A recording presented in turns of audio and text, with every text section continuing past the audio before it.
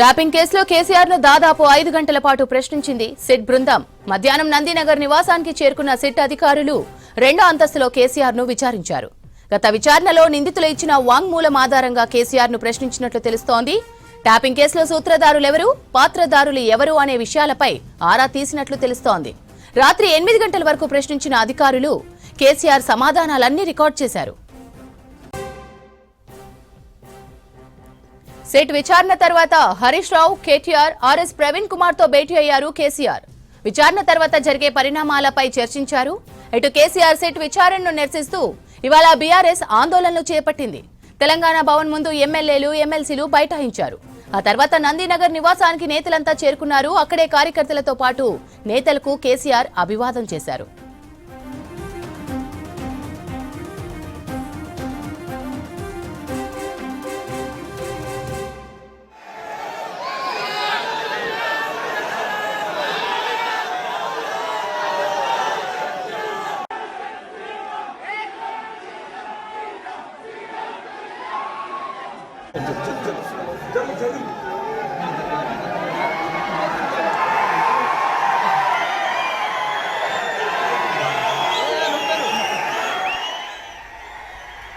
ఇక నందినగర్ నివాసం దగ్గర కొంత ఉద్రిక్తత చోటు చేసుకుంది. బార్కేడ్లను తోసేసుకుంటూ కేసీఆర్ నివాసానికి చేరుకున్నారు కార్యకర్తలు. పోలీసులు క్రౌడ్ ను కంట్రోల్ చేసే ప్రయత్నం చేశారు. కేసీఆర్ జిందాబాద్ అంటూ క్యాడర్ నినాదాలు చేసింది.